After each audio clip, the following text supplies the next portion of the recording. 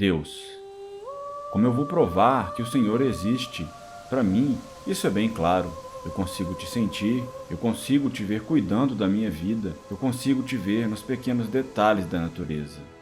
Mas tá bom, eu sei, isso não é um argumento lógico, científico ou filosófico para provar a existência de Deus.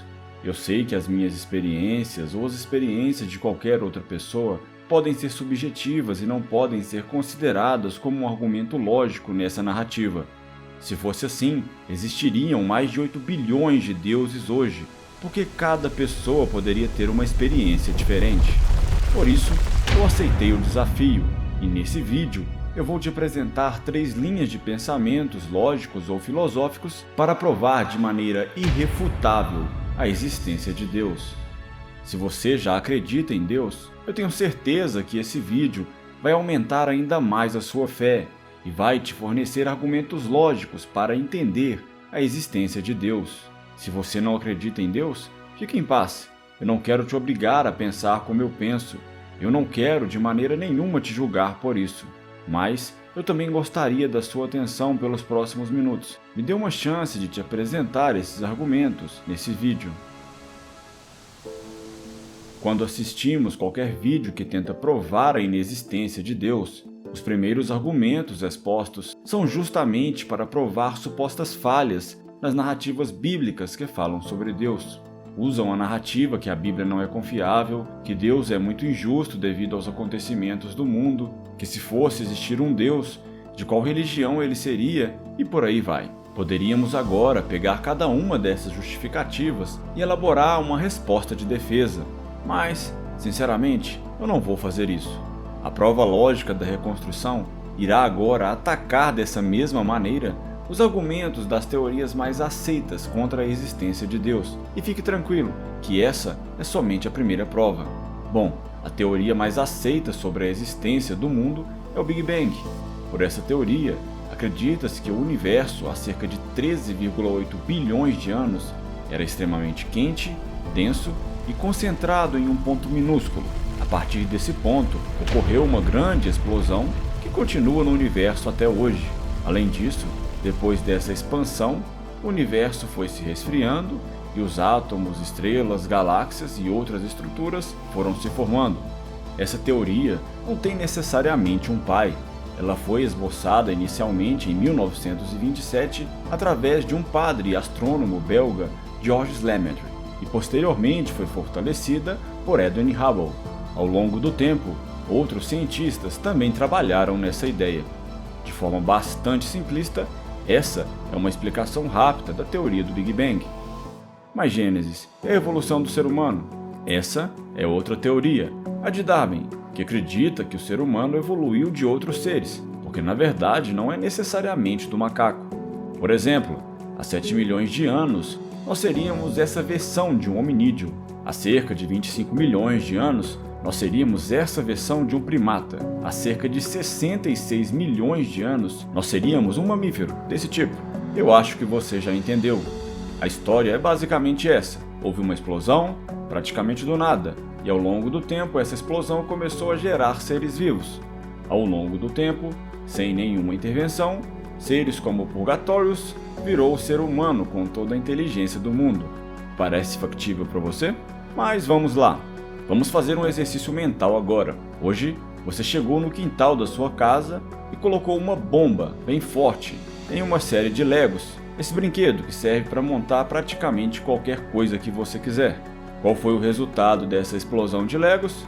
Gênesis, eles quebraram e tudo virou uma bagunça. Tá bom, mas será que se a gente esperar alguns anos, ou milhares de anos, esses Legos quebrados vão se transformar nessa estrutura, por exemplo? Eu acredito que não. Mas tá bom, vamos pensar que ele se transforme por um incrível e improvável milagre. Mas quem gerou os Legos iniciais antes da explosão? No nosso exemplo, foi você. Mas e no Big Bang? Einstein, por exemplo, concluiu que a física da sua época não era capaz de explicar o que aconteceu no momento anterior à explosão, uma vez que o universo, por essa teoria, começou em uma singularidade, um ponto de densidade infinita e tamanho zero. Tá bom, mas e quanto à evolução? Concorda comigo que, para essa teoria da evolução ser verdade, Nós deveríamos, em algum momento da vida, ver um ser intermediário. Sei lá, por exemplo, os cachorros sempre latiram e já tem milhares de anos que são domesticados pelo ser humano. Com certeza, seria mais evolutivo para esse ser vivo aprender a falar com o ser humano. Mas até o momento, eu ainda não vi nenhum cachorro fazendo isso. Eles continuam latindo. Eu poderia ficar aqui esboçando várias incoerências lógicas nessas teorias, mas eu preciso te apresentar outros argumentos. Então, eu quero apenas te fazer uma simples pergunta antes disso. Será mesmo que toda a perfeição do mundo em que vivemos realmente veio do acaso? Qual é a probabilidade matemática disso?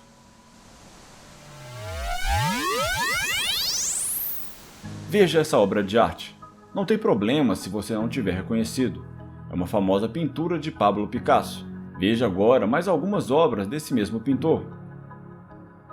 Agora, veja essa outra pintura, dessa vez de Van Gogh, outro grande artista que deixou algumas excelentes pinturas. Agora, veja essa foto. O que você viu de errado? Está claro, né?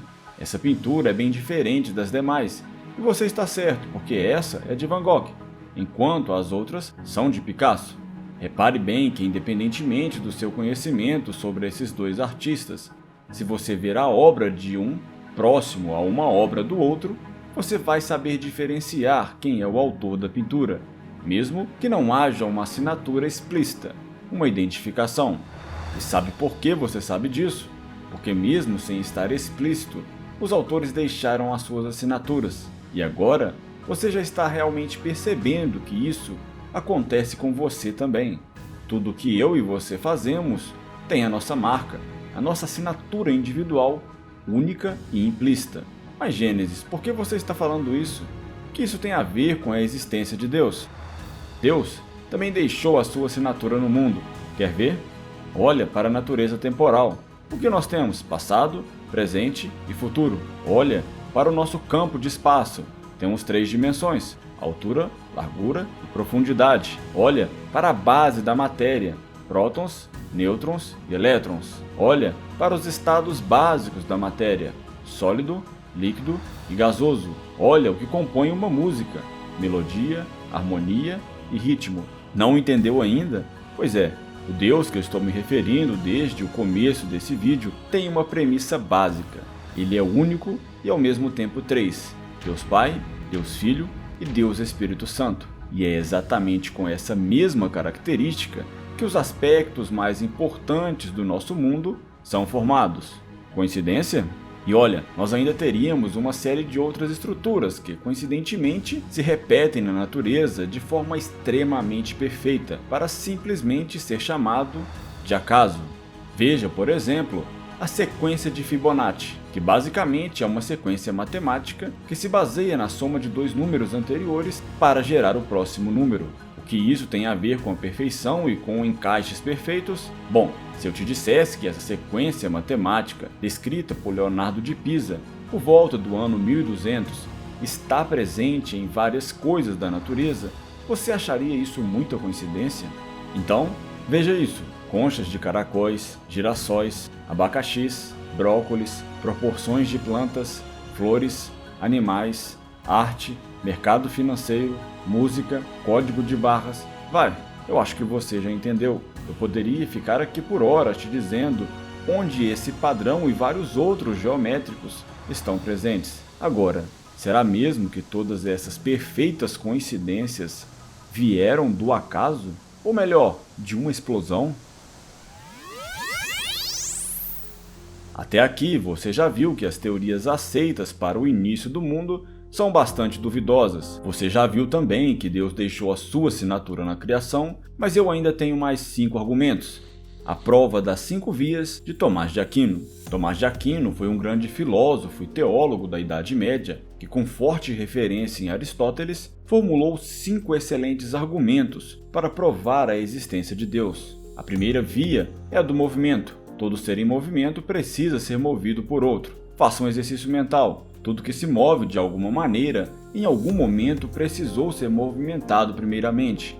Pense em algo que se movimenta, que começou a se movimentar sem nenhum impulso inicial. Você não vai encontrar. Se você for tentar voltar nas origens de cada movimentação, vai chegar ao infinito, e como regressar ao infinito é uma hipótese absurda, logo seria necessário um motor inicial, Deus. A segunda via é a da causa eficiente. Todo ser tem uma causa eficiente que o precede. Nesse caso, basicamente o raciocínio é o seguinte: todo ser precisa de uma causa anterior.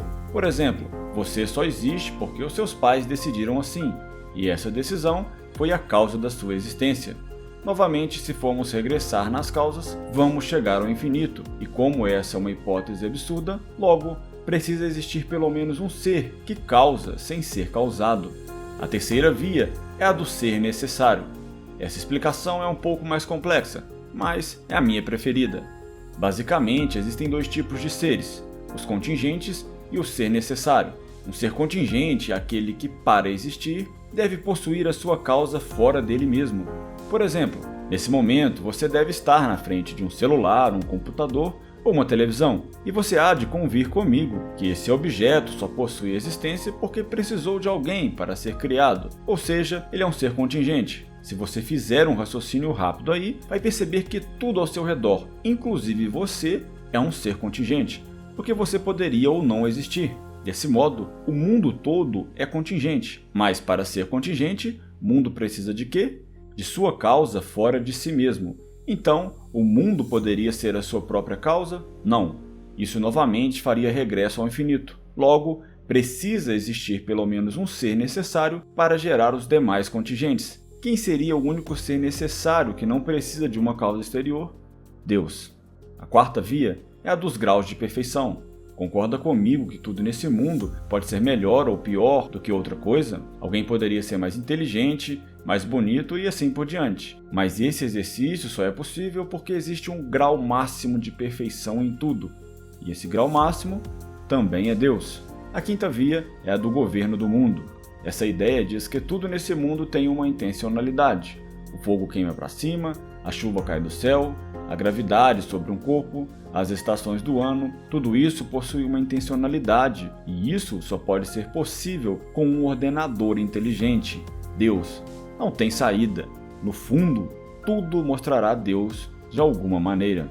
Eu sei que já te dei muitos argumentos, mas eu ainda gostaria de te dizer uma coisa. Lembra que no começo do vídeo eu te disse que sinto Deus e que eu poderia te contar as minhas experiências? Pois é, em síntese, mais do que argumentos lógicos, científicos e filosóficos, o seu principal convencimento será, de fato, a sua experiência com Deus. Ele pode se apresentar para você de várias formas, inclusive pode ser que esse vídeo seja a forma que ele está usando nesse momento para iniciar um lindo relacionamento com você. Eu vou ser sincero e usar uma frase que gosto muito. Mesmo com todos esses argumentos, se Deus não existisse e tudo acabasse após a morte, acreditando em Deus, eu não perderia nada. Pelo contrário, ainda teria ótimos princípios de vida aqui. Mas, deixa eu te falar, e se acontecer o contrário? Se ele existir, para onde você vai quando morrer? Eu posso te responder isso agora também. Clica no vídeo que está aparecendo aqui ao lado, curta esse vídeo e se inscreva em nosso canal. Jesus, o início e o fim.